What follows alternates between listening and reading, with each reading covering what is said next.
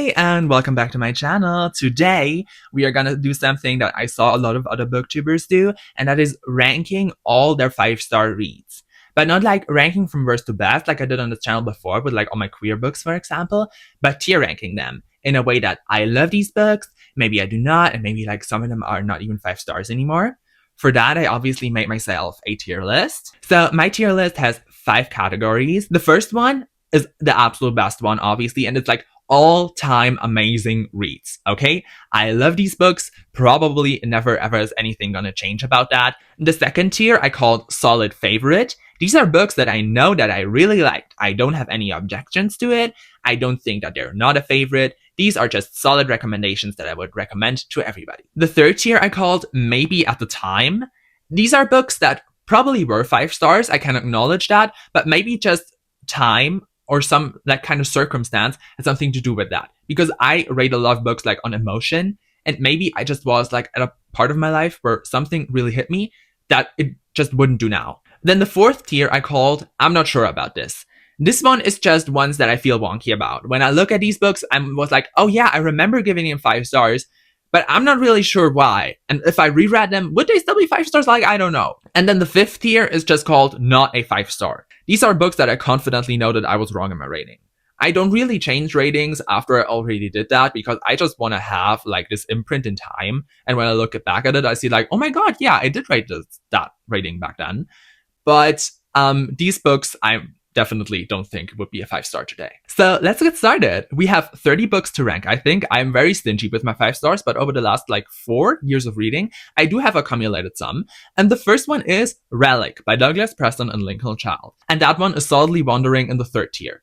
I definitely think this book was for me a product of its time. And I don't think that in a bad way. I still think it's a good book that I will probably enjoy today. But at the time, I just hadn't had many experiences with sci-fi thrillers, which I have now read many of them. And I just don't think they're what I look for in literature as much anymore. But back then, it hit me at the exact right time for it to give it 5 stars. Next, I just put Naruto Volume 12 on here because I read up to the 12th volume of Naruto and I gave all of them 5 stars. And so this is just collectively representing the entire series. And that series is sadly wandering in the not a 5 star tier. That series was fun for how long I read it. I don't really read it anymore because I used to have like these bind-ups and they're gotten very expensive. So I just want to buy other books with my money for in how short a time I read these Naruto books, and I don't tend to reread them. And they're like good. I had a solid time with all of these. But looking back at it, they're 4 stars. They're very fun, but I just don't really get anything out of them. I rated it probably 5 stars at the time because there was just easy breezy reads that I could get through like fast and they were fun. But today I would not give them 5 stars anymore. Then we have The Lost World by Michael Crichton. And that one is wandering in the I'm not sure about this tier. I absolutely loved The Lost World by Michael Crichton and Jurassic Park, but we're gonna get to that. But I just have read a lot of other Michael Crichton since. Well, not a lot of like 3, but I have definitely noticed that his writing doesn't tend to be for me. I read these at the very start of my reading journey, like some 4.5 years ago, I think during the Corona lockdown. And I just don't know. His writing tends to be a little misogynistic, a little racist, a little just outdated in general. And I don't know if Jurassic Park may be an exception, but I also know that back then I just really didn't look at these things in a text. And today I'm way more sensitive to them. So I don't think if I would reread it today, it probably wouldn't be 5 stars. So I think if I reread it today, it maybe wouldn't be 5 stars. Like there could still be a case made that I still love the book so much, but I'm just really struggling to find a case where it still would be 5 stars. Then we have The Stepford Wives by Ira Levin. And that one is directly wandering into the solid favorite category. I really like this book. I liked the nature that it portrayed the domestic life and then just like suddenly started to sprinkle in some more bits of sinisterness. And just, I really love this. This is a very amazing portrayal of how like feminism like actually evolved. Like not the book in itself, but I got so much out of it, like seeing this early portrayal of like feminism in like the latter half of the 20th century looked like that I just don't know about, but how much it has changed to today.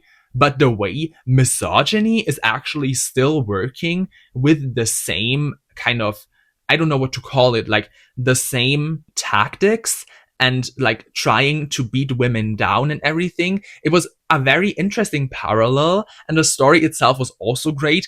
I really liked the ambiguous ending, which is not something I always enjoy, but I loved it here. And yeah, just a solid favorite all around. Then we have my most recent 5-star read, The Woman in Black by Susan Hill.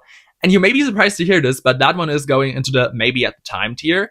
I am actually very confident that this was only a timely favorite. I probably wouldn't have given this 5 stars at any other time. But I was just really depressed, and I read this at like 1 a.m., and it just gave me the scary atmospheric thrill that I needed, so I gave it 5 stars. It's a very well done book.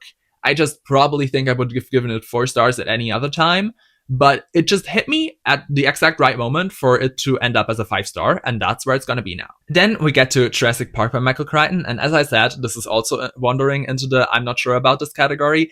All my criticisms and also my positives for The Lost World hold true. I love these books. I actually like them better than movies, but the Michael Crichton isms that I was maybe not aware of back then probably would egg me out today, and so yeah, I'm not sure. Then we get to Terminal Freeze by Lincoln Child, which is wandering into the not a 5-star category.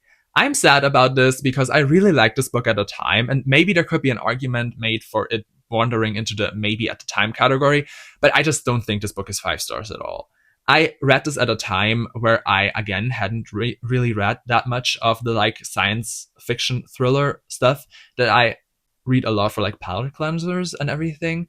But I don't know, it's worse than Relic, I think. I think I even recognized that at the time. But also, I think the story is so similar to another book called Ice Hunt by James Rollins that actually came out earlier, and I only gave that book 4 stars. But I do, in hindsight, think that Ice Hunt did it better. So I don't think I just should have given this book 5 stars. But the time, I get it, but also in hindsight, it definitely isn't 5 stars. So yeah, it's wandering into that category. Next, we have Pen Pal by Dathan Auerbach. And that one is wandering into the I'm not sure about this category. Pen Pal is a book where the ending really turned everything around for me. I get the book was creepy for me before, but it also just was like, it was like mediocre, like 3 stars. But the ending that like nearly made me cry and just emotionally gut punched me so much that it eventually ended up giving it 5 stars. But I just don't know if on a reread I would do that again. Like, I'm sorry, but the book really like only was mediocre for me like the entire way through, and only really the ending like ended up being really good for me. But yeah, I just don't know if like on a reread, like even just like not even like considering that I know the ending now, but like the entire experience just was not that great, and maybe I just really emotionally reacted at the time. So yeah, I don't know if I'll give 5 stars again. Then we have The Shuddering by Anaya Alborn. That one is going into the solid favorite category. I still think I would love this today because I loved it at the time. I can acknowledge its flaws, but I can look over these flaws and would still give it 5 stars today. The characters are obviously not great, but I don't think they're supposed to be. This is supposed to be a silly, fun teenage slasher in the vein of Until Dawn, which is my favorite video game, but actually this came out before that, so it definitely hasn't ripped it off, which I also find amazing. And yeah, I absolutely love this. It's amazing, and I would still give it 5 stars, I think. Then A Little Life by Hanya Yanagihara. This one is also wandering into the solid favorite category. I have a lot of problems with this book that I've always talked about when I've recommended it to people, but it also just hit me emotionally so hard. And just the nature of this book and the themes it tackles and everything, I just think I would react the same exact way if I had to reread it. And the way it just gave me this experience, I will always acknowledge the book's ability to do that and how good of a drama it is, despite not really representing any of its aspects well at all. So yeah, I still think I would give it 5 stars, and I can acknowledge its flaws, but that's why it's wandering into the solid favorite category. Then we have Fragments of Horror by Junji Ito, and that one is wandering into the I'm not sure about this category. Sadly, I don't think I would give this 5 stars again, but I also don't think it's like really a 4-star like solid. I could be convinced, so it's going into the like I don't know category. This one just, it was my first experience with Junji Ito, and again, I can be like very weird with like rating manga because I read them so fast, And this one was very enjoyable, and like the art was really great. But also then I read another Junji Ito collection, which I think was called Smashed, and that one I don't think I had as great of an experience with it, and I think it has retroactively made me doubt my experience with this one, so I just don't know about it. This is my first all-time favorite one, and it's Wolf Song by TJ Klune. I mean, I have talked about this book to death. I love it, absolutely. I love it. I obviously do with TJ Klune what you will. I don't want to support him financially, so I buy the books used. But like this book affected me so much emotionally, and I don't think it will ever like change. So yeah, this book is an all-time favorite for me. Next we have The Hunger by Amakatsu. That one is wandering into the maybe at the time category. So I really liked The Hunger, but looking back at it, I just don't know. But I still think that at the time, I really thought that it was a great book. I had never read something in the vein before. I am now obsessed with the Donner Party, and I really attribute that to this book raising my curiosity of that whole debacle. And I just love that. But also, I can acknowledge how many flaws that book has, how maybe it's not like the best written book ever. And I love Amakatsu, but I also haven't really given everything I've read from her 5 stars since this one. So yeah, maybe it was just like the experience I had back then. So yeah, it's going into the maybe at the time category. Then another 5 star from this year, Beartown by Frederick Bachman, and it's going into the solid favorite category. I just love this book, okay? The huge cast of characters, maybe a little cliche, but the way Frederick Bachman fleshes these out with so much humanity. I love the drama. I think the thing that happens is handled surprisingly well for this being a male author. Like the conversation around this is like really surprisingly good. Like people can disagree with me on this, but like I expected so much worse from a male author, and like it really surprised me. And like the characters are so vivid. It's amazing, just and yeah, I love it. It's going into the solid favorite category. Also in the solid favorite category, my favorite book so far this year, The Gloaming by Kirsty Logan. I also have talked about this book quite a lot. I love it. It's just so amazing. Like the atmosphere is great, and it's a little bit like of a vibes book, but I just love it so much. And maybe this is like with the like this year's favorites that they're just so recent in my mind. But yeah, at the moment I just can say that I really loved it, and it's a solid favorite for me. Then we have Wakenhurst by Michelle Paver, and that one is going into the all-time favorite category. I absolutely love Michelle Paver, and Wakenhurst is my favorite work of hers. It's not like her other ghost stories at all, but I just love this book so much. I really like the character. The writing in this is godlike, and just the atmosphere and the story. Oh my, this is amazing. It's kind of a book where not that much like happens. So if you're like a very like action focused reader, you won't like this. But I thought it was amazing. And I actually also got my mom obsessed with this, and she also loves it. So I just feel justified in my love for this book, and that's why it's in the all-time favorite category. Pine by Francine Toon is a book that if you asked me a year ago, I would probably have put into the I'm not sure about this category because it's very hazy in my mind. But having read another book by Francine Toon, Bluff, just a few months ago, I am going to put this into the solid favorite category. Bluff was not a 5 star for me, but it reassured me that I really love Francine Toon's writing and storytelling. And so I just think that I really did well with rating Pine 5 stars, and also think that I would do this again. I remember that I loved the writing and the atmosphere, and actually not really that much else. But yeah, I'm still putting it into the solid favorite category. Maybe I'll reread it one day and I'll be wrong, but for the moment, it stays there. Then we have The Empress of Salt and Fortune by Niveau, and that one's also entering the all-time favorite category. This is an amazing book. Again, I haven't continued in the series, and I still really wanna, but this first book alone was great. I loved the main character. I loved this book's emphasis on how really important oral storytelling is. I loved this book's world and how you really had to like imagine it, but how it was like really vivid at the same time. Just even with these scraps it gave you, you still just had enough to really like picture such a great world. Absolutely amazing. Yeah, it's wandering into that category. Then we have The Quiet Boy by Nick Antosca, which is a short story that I read hell of a long time ago, but I gave it 5 stars, and I think it's wandering into the I'm not sure about this category. This is the short story that one of my favorite horror movies, Antlers, is based on, but just as I do acknowledge that Antlers is not a perfect movie, it's just one that I love, I probably also should acknowledge that maybe this short story is not that great, and maybe I just loved it because I love Antlers, or maybe like the other way around. I still think I would enjoy it, but I haven't read it in such a long time, and like for a short story to affect me this much, it probably would have to do a lot, and I'm not sure that this would do it. Then we have Until I Meet My Husband, the manga by Yoshitsuki Tsuki and Ryosuke Nanosaki, and that one's also wandering into the all-time favorite category. It's filling up there, but I love this. I have talked about this book to death, but I just love it. I, like, search out any of my other content about queer books or like underrated books, anything. I just love this book. It's amazing, and yeah, definitely staying into the all-time favorite category. Then we have Dark Matter by Michelle Paver, which is going into the solid favorite category. It's my second favorite Michelle Paver book, which is still great because I also gave it 5 stars. And like recently I ranked it very highly in my queer ranking. I just don't think it's as great as Wakenhurst, because Wakenhurst is already in the all-time favorite category. I'm just not gonna put Dark Matter there.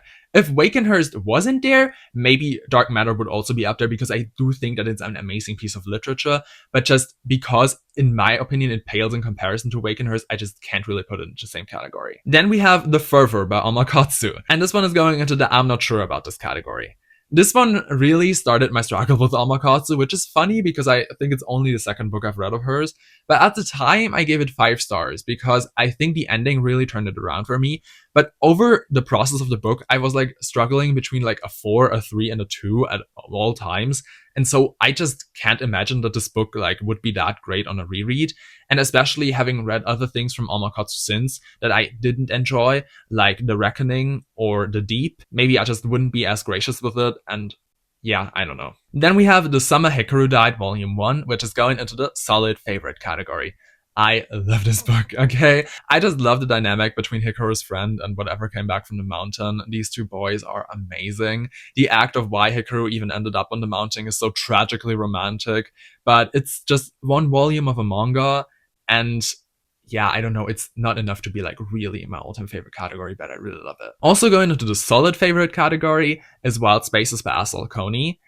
And yeah, I do love that book, but I think in the underrated books thing, I talked about how this book is also probably really similarly to Pine, like really getting hazier and hazier the further I get away from actually having read it. Like, I think 2.5 years ago at this point. So yeah, I don't know. I still think I would love it today. That's why it's going into the solid favorite category, but I just can't possibly like put it higher because it's just getting really foggy. Then we have The Broken Places by Blaine Daigle, and that one is going into the maybe at the time tier. This one was good, and I love the atmosphere, but I also definitely have acknowledged some flaws with it. And I do think that it was definitely the time. I got this for Christmas. I immediately read it. It was like snowy atmosphere, I think. We also had a lot of Christmas where it didn't snow, but like I still associate every Christmas for some reason with snow. And so like, yeah, it probably definitely was the time. And knowing that I have issues with this book, but it made me overlook them, just makes me think that it's just really the time I had with this book, and I probably couldn't recreate that on a reread. So yeah, it's going into the maybe it just was the time category. Then we have Wie man der unendlichen Traurigkeit ein Ende bereitet by Chisei Ogawa. I absolutely love this one volume of manga, and so it's actually going into the all-time favorite category.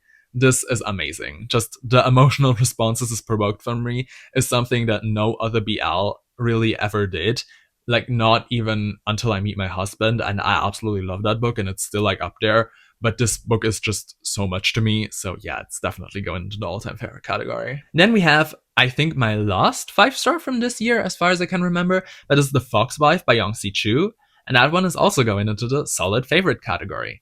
I really do love this book. I just loved the main character. I loved the storytelling. I even loved the perspective from like the random male character we get, which is very weird. And I love that I found a non-toxic older male character that I really got attached to and whose perspective I really did enjoy. Yeah, this book is just great. I absolutely loved it and solid favorite. Then we have Hunt Me, I Crave the Chase by Faye Quinn, which is going into the all-time favorite category.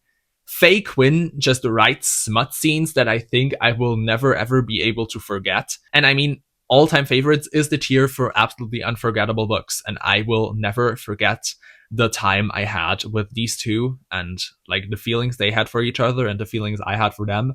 And so, yeah, all time favorite all the way. Then we have Bride by Ali Hazelwood. And that's another one where if you had asked me a year ago, I would probably have put it into I'm not sure about this category. But now having read more Ali Hazelwood, I haven't given them 5 stars, but I definitely liked them. So I definitely am convinced that I did love this book and that I would love it again because I just absolutely had the time of my life when I read that book at the time. Like, I do think that this was like my favorite book of 2024, which is like really hard to do, okay? So I definitely had doubts after, but like having read other Ali Hazelwoods, I'm just reaffirmed in my opinion that I really love this and I will love this again. So yeah, it's going into the solid favorite category. Then we have The Fallen Alpha by Makino Nakamura. That one's going into the I'm not sure about this category. So I also raved about this in my recent queer books ranking, and I do love this book. I just don't think a like more smut forward BL really would do it for me again. And I know that I loved it at the time, and I get why I loved it at the time. It's just immediately after I read Wie man der unendlichen Traurigkeit ein Ende bereitet. And that really showed me how just deep and emotional a love story can be. And I'm just never one that is like really for these like smut forward things over the like more like emotional side. And so if I reread this today, I don't think I would give it 5 stars again, but like again, maybe I could be convinced. So it's going into the I don't know category. And the last book on here is Board Game Werewolf by Tony Santarella, which is also going into the I don't know category. I've also recently raved about this in my queer book ranking, and I do think I would still like this book, but also I do recognize that it's not for everybody, and like maybe it just hit me at a time where I like really was like susceptible to the kind of humor that it was doing, and maybe like today I just wouldn't do that anymore. And like maybe it would annoy me today, and maybe like it just didn't back then. But I also like don't think that's a time specific thing. I just think it's maybe like an evolving of my reading taste. But yeah, I don't know about this book. It could still be a 5 star. I just am not really sure. So it's going to the I don't know category. Anyway, that's all my 5-star books I have ever rated 5 stars, tier ranked. I mean, I will put up the entire tier list here and you can look at it for yourself. I really liked doing this. I mean, it really assured me that I love a lot of these books. I mean, I do love like all of these books because they are 5 stars and I enjoyed my experience with all of them. Like, yeah, I really liked doing this, and definitely let me know if you also have done like this kind of thinking about your 5 stars, or if you have read any of the books on my list. What would you rate your 5 stars? I don't know. I am always bad at like telling people to like asking people questions at the end of my videos, but I don't know if you made it this far, and definitely drop me a like or a comment, or maybe even like subscribe. And I love that you watched this video, and I hope to see you in another one. Bye.